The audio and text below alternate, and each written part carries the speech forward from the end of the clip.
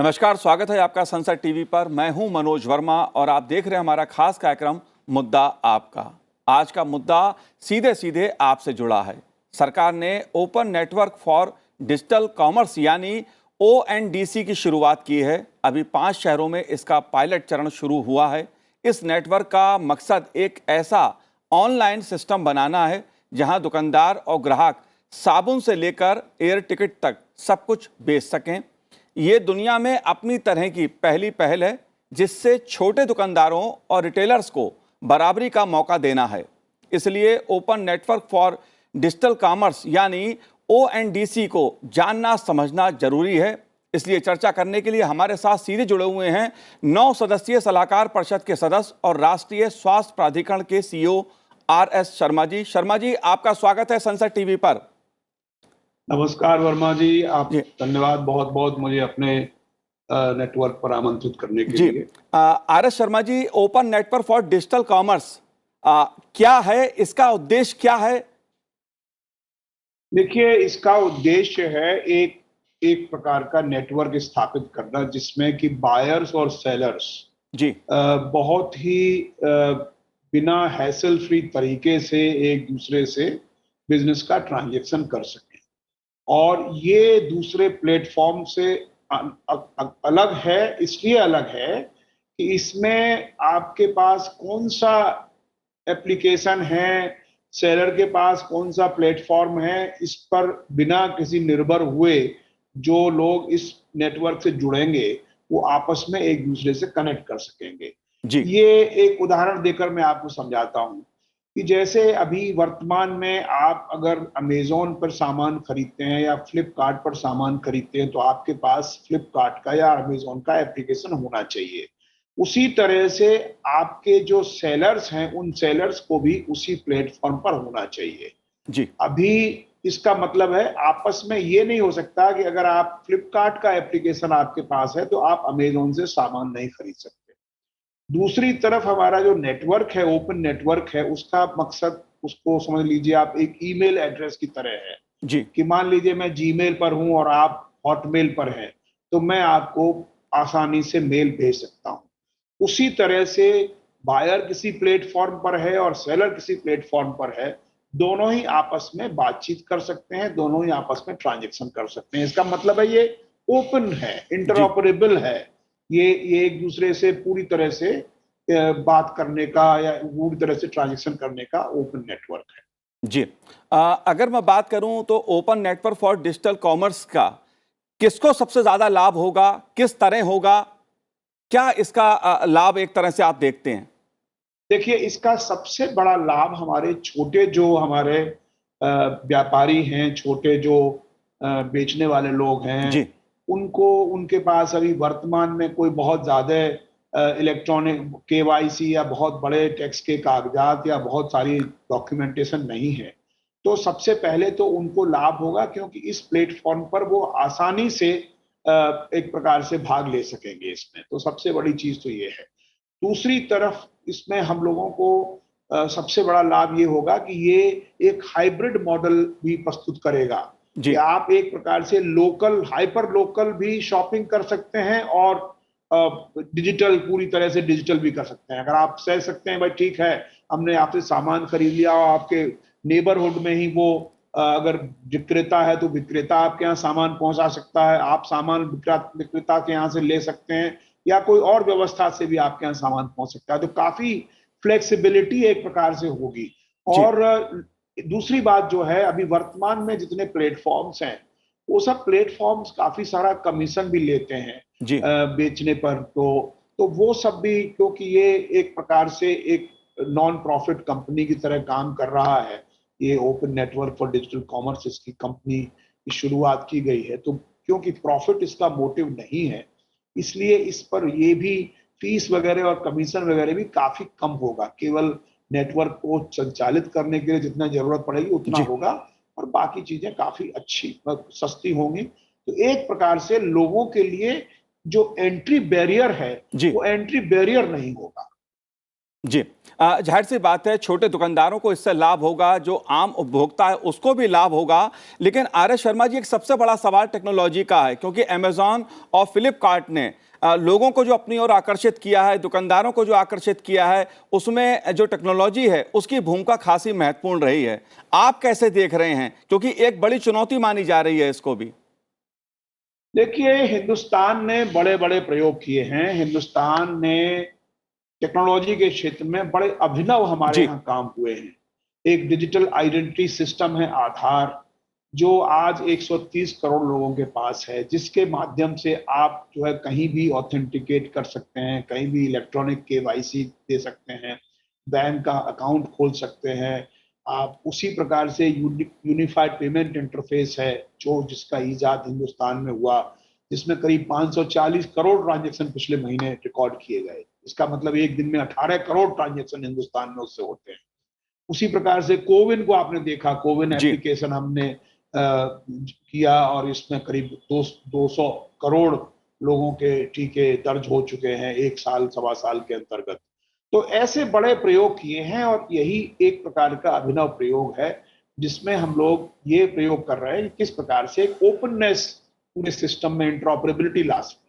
Health के क्षेत्र में जिसमें मैं काम कर रहा जी। हूँ, आप जानते हैं, जी। नेशनल हेल्थ अथॉरिटी में, उसमें हमने यूनिफाइड हेल्थ इंटरफेस की शुरुआत की है, जिसमें यही है कि कोई भी वीडियो कंसल्टेशन एप्लीकेशन पेशेंट के पास हो, कोई भी वीडियो कंसल्टेशन एप्लीकेशन डॉक्टर के पास हो, दोनों आपस में बात कर सकें। तो एक प्रकार से ये उसी प्रकार का जो नेटवर्क है, ओपन नेटवर्क, इसी को हम कई क्षेत्रों में, टूरिज्म के क्षेत्र में, हेल्थ के क्षेत्र में, कॉमर्स के क्षेत्र में, इसमें हम लोग प्रयोग कर रहे हैं।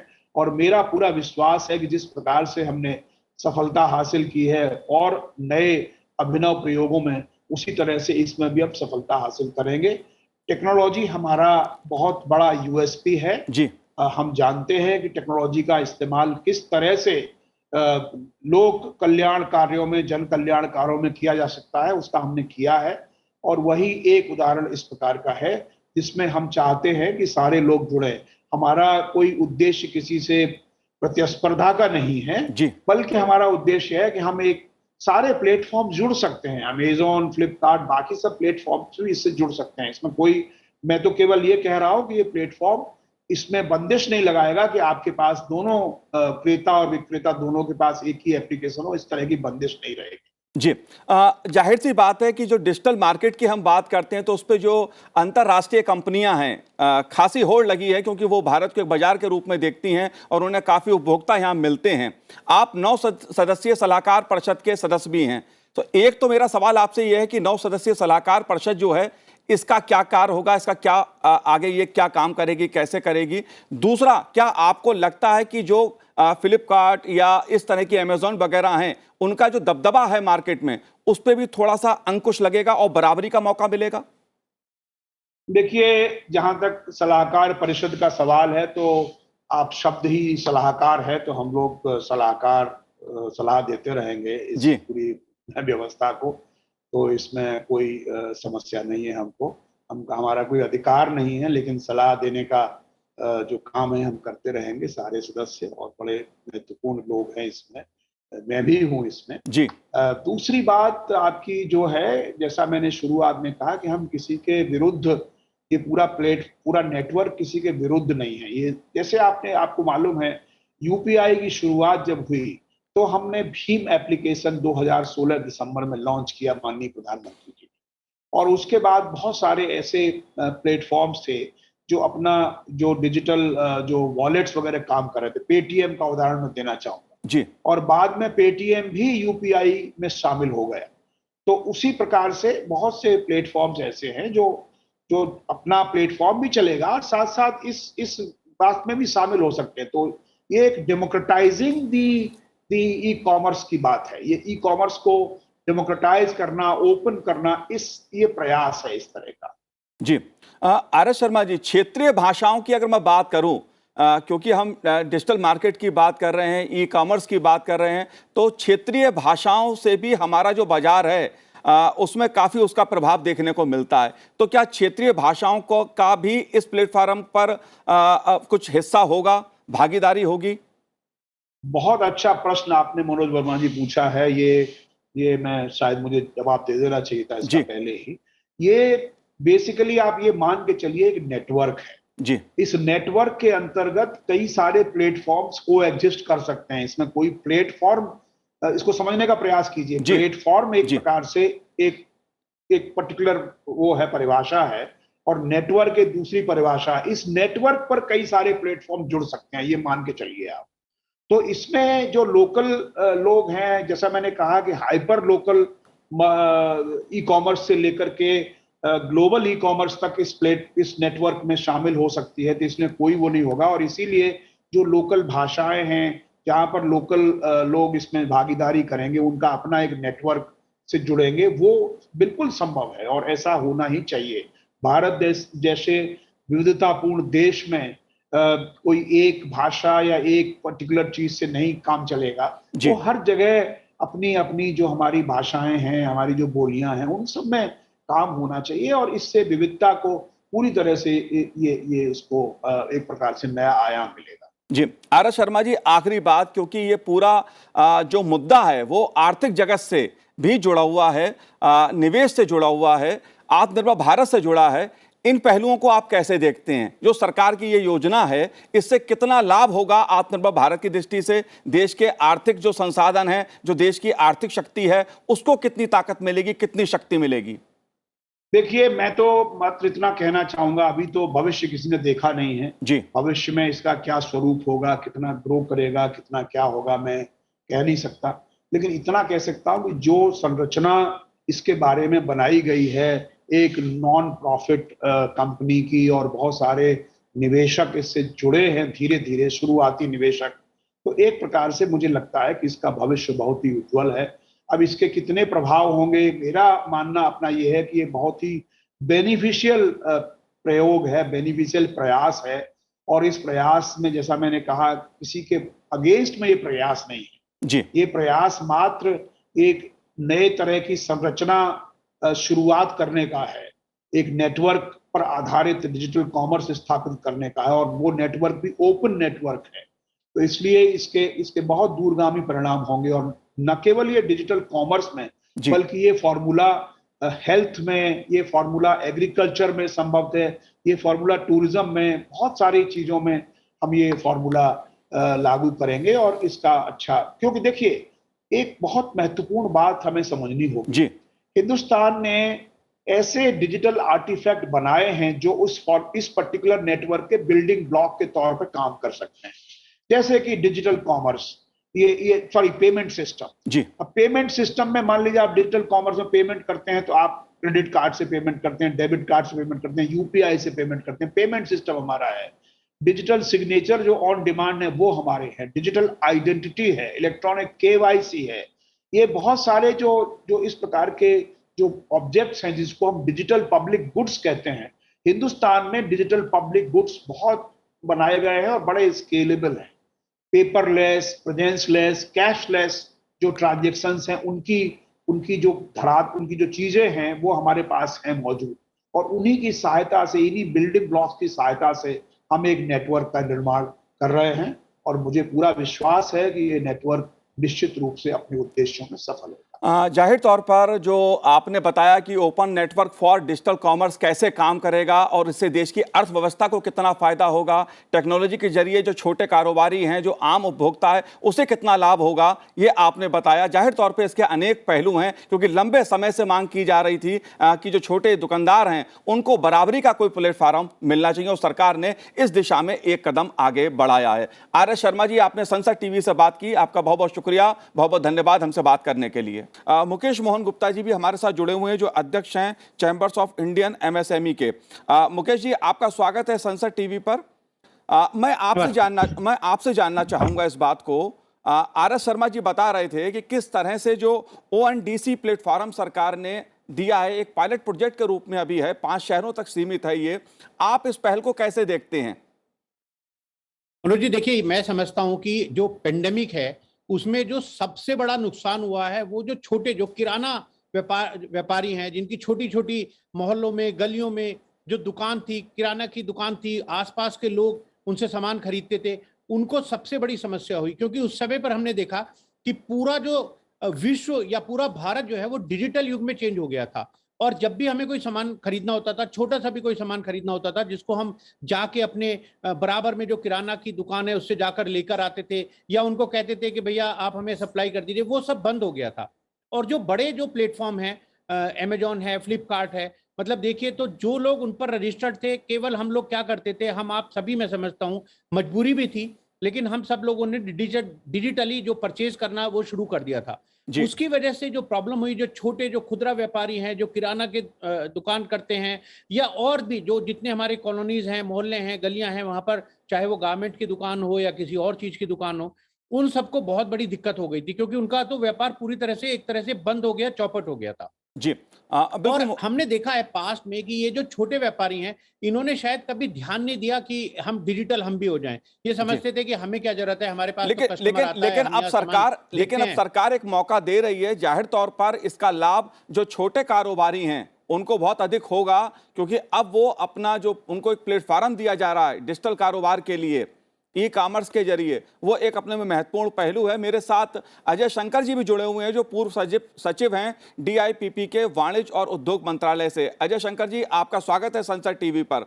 अजय जी, मैं आपसे भी समझना चाहूंगा इस बात को कि अजय जी, सरकार का कहना है कि हम एक बराबरी का जो प्लेटफॉर्म है, ताकि जो छोटे कारोबारी हैं उनको एक बराबरी का मौका मिले, क्योंकि जो बड़े प्लेयर्स हैं वो कहीं ना कहीं इसमें अपना फायदा देखते हैं, फायदा उठाते हैं इस व्यवस्था का। तो नेटवर्क फॉर डिजिटल कॉमर्स, इसको आप कैसे देखते हैं इस पहल को? यह एक बहुत ही महत्वपूर्ण और आवश्यक कदम सरकार ने लिया है। अगर हम विश्व का अनुभव देखें, जी। तो ये जो डिजिटल प्लेटफॉर्म्स आए हैं, उन्होंने छोटे व्यापारियों को, छोटे दुकानदारों का जीवन उनसे करीब करीब छीन लिया है। तो अगर आप पश्चिम में जाएं, तो पहले तो बड़े बड़े डिपार्टमेंट स्टोर्स आए थे, उन्होंने छोटी दुकानों का व्यापार उनसे छीन लिया। और जब ये डिजिटल दुनिया आई, तो उन्होंने बड़े डिपार्टमेंट स्टोर्स का भी काम उनसे छीन लिया। तो अगर आज आप देखें, तो विश्व में सबसे अधिक धन और संपत्ति किसके पास है? अमेज़न के मालिक के पास जी। है। और ये एक तकनीकी क्रांति हुई है सारे विश्व में। अच्छा, जी। हमारे देश में समस्या इससे जो उत्पन्न हो रही है, वो बहुत जटिल और बहुत कठिन है, क्योंकि हमारा एक गरीब देश है, और जो छोटे व्यापारी रहे हैं और जो छोटे रोजगार रहे हैं, वो बहुत लोगों को नौकरी देते हैं। अभी तक तो हमारा उनके बारे में था कि भाई छोटे व्यापारी हैं, हमारी सेवा करते हैं। थोड़ा बहुत ये था कि कभी-कभी माल शायद उतना सस्ता नहीं देते हैं, अच्छी क्वालिटी का नहीं देते हैं, या उनके दुकान में हम जाएँ तो हर तरह की सारी चीज़ें नहीं होती, दुकान छोटी होती है। जी। लेकिन जो पब्लिक डिस्कशन है, नीतिगत स्तर पर हम लोगों को एहसास नहीं था कि कितने लोगों को इनसे रोज़गार मिलता है। अब ये कोरोना में जब लॉकडाउन हुआ, तब एहसास हुआ सबको कि कितने लोग इस क्षेत्र पर निर्भर हैं अपने रोज के रोजगार के लिए और रोटी के लिए। लेकिन अजय तो जी, ये जो कदम लिया गया है, ये बहुत जी। महत्वपूर्ण है, ये बहुत महत्वाकांक्षी है, अजय जी, और पायलट प्रोजेक्ट है। देखना होगा कि कहाँ तक हम कामयाब होते हैं। जी। जी। अजय जी, सरकार का ये भी कहना है कि ये जो योजना है वो किसी के खिलाफ या किसी की प्रतिस्पर्धा में नहीं है, बल्कि सबको इससे लाभ मिले, इस उद्देश्य से शुरू की गई है। लेकिन मैं एक बात आपसे समझना चाहता हूं, क्योंकि ये सवाल अक्सर उठता रहा है। भारत के 800 अरब डॉलर का जो रिटेल मार्केट है, उस पर दुनिया की बड़ी बड़ी कंपनियों की नजरें लगी हैं। तमाम कोशिशें करते हैं, एक तरह से जो भारतीय बाजार है उस पर दबदबा भी बड़ी कंपनियों ने कर रखा है। आप क्या समझते हैं इससे, कि क्या इससे उनके मंसूबे जो हैं उस पर अंकुश लगेगा? मैं इसको दूसरी दृष्टिकोण से देखना चाहता जी। हूँ। वो ये है कि हम जिस हद तक अपने छोटे व्यापारियों को एक मौका दे सकें इस प्लेटफॉर्म पर, एक सही ढंग से प्रतिस्पर्धा करने का मौका दे सकें, एक लेवल प्लेइंग फील्ड दे सकें और उनको बचा सकें, तो एक बहुत बड़ी उपलब्धि होगी। जी। क्योंकि जो रोजगार इस क्षेत्र से मिलता है, वो हमारे देश की सामाजिक व्यवस्था के लिए बहुत आवश्यक है, क्योंकि ऐसे ही देश में बेरोजगारी की बहुत बड़ी चुनौती है। तो अगर इस क्षेत्र से रोजगार तेजी से घटा, तो हमारी जो सोशल स्टेबिलिटी है उसको बनाए रखने में बड़ी दिक्कतें आएंगी।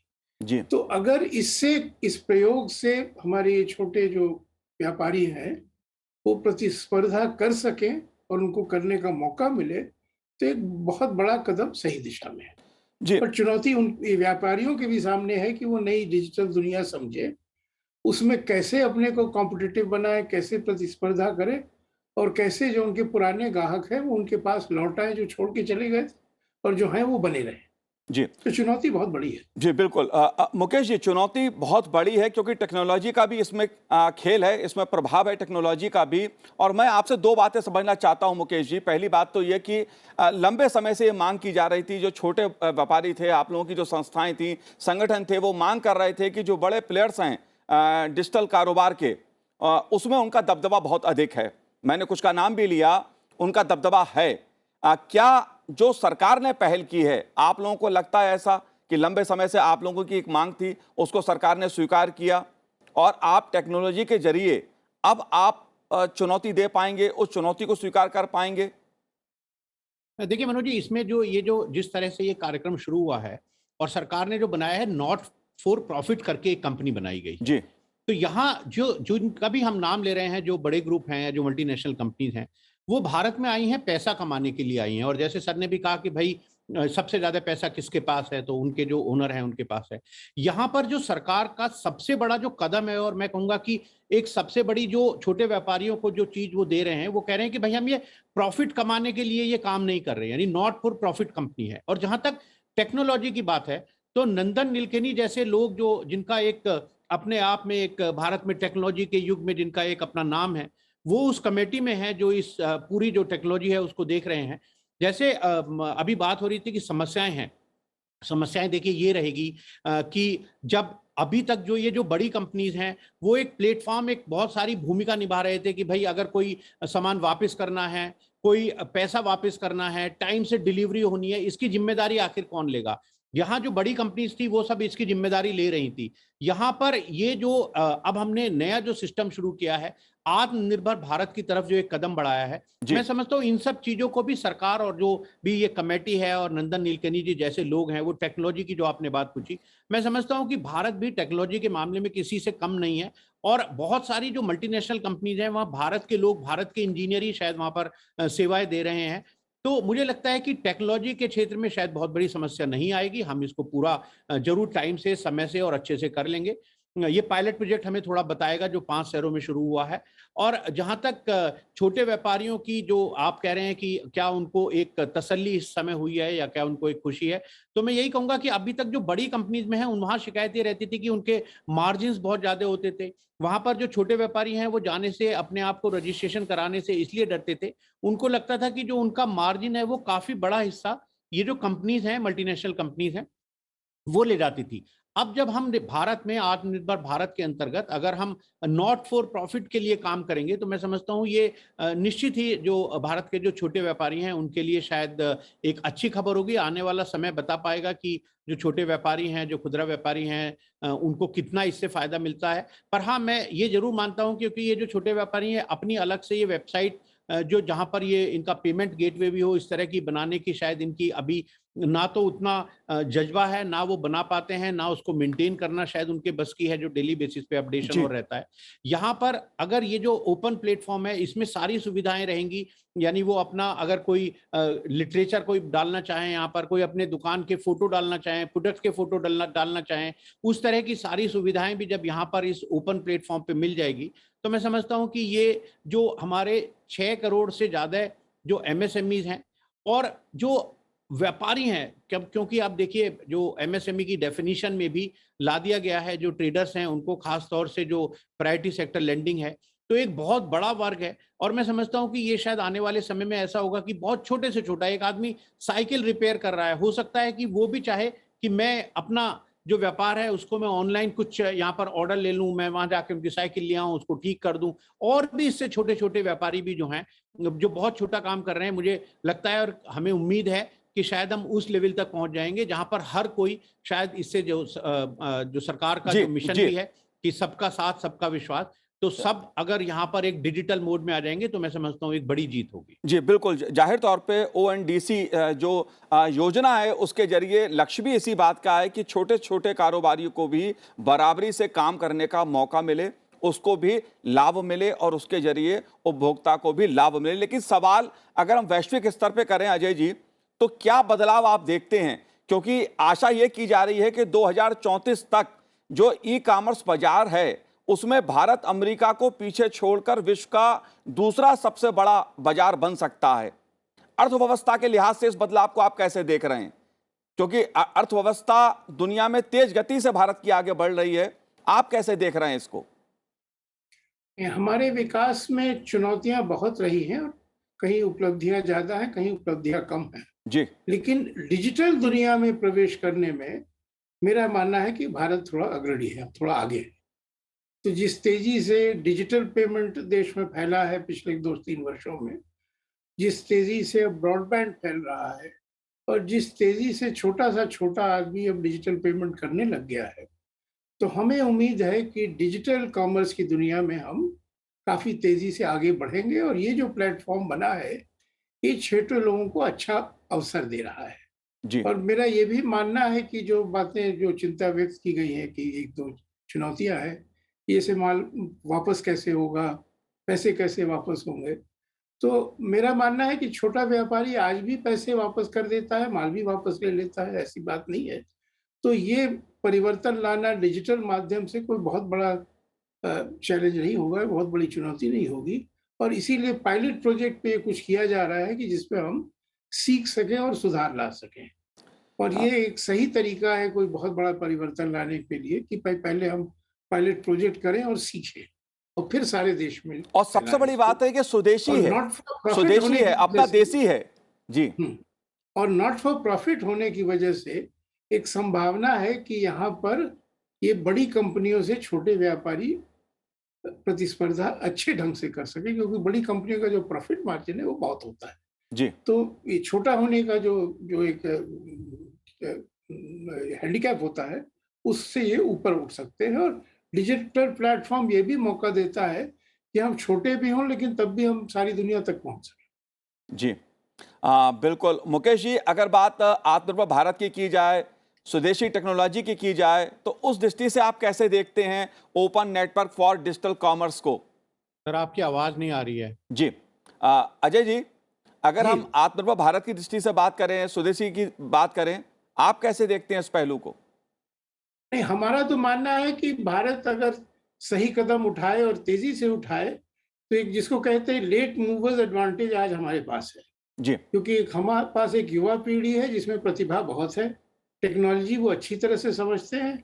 और एक दूसरा जो बड़ा परिवर्तन आया है कि हमारे व्यापारी भी अब टेक्नोलॉजी समझने लग गए हैं। तो जो लोग उद्यमी हैं, जो व्यापारी हैं, वो भी अब टेक्नोलॉजी समझने लग गए हैं। जी तो हम बहुत तेजी से टेक्नोलॉजी की दुनिया में विश्व की अग्रणी हो सकते हैं अगर हम सही कदम उठाएं और जी सरकार और उद्योग और व्यापार सब लोग मिलके देश को आगे ले जाएं, तो हम बहुत तेजी से कैचअप कर सकते हैं। बिल्कुल बिल्कुल अजय जी, और दुनिया में ये अपनी तरह की पहली पहल है जिससे छोटे दुकानदारों और रिटेलर्स को बराबरी से काम करने का मौका मिलेगा ई कॉमर्स प्लेटफॉर्म के जरिए। मुकेश जी, आपने हमसे बात की, आपका बहुत बहुत शुक्रिया, बहुत बहुत धन्यवाद। अजय जी, आपका भी संसद टीवी से बात करने के लिए बहुत बहुत धन्यवाद। तो आज हमारे इस कार्यक्रम में इतना ही, मुझे दीजिए आज्ञा, नमस्कार।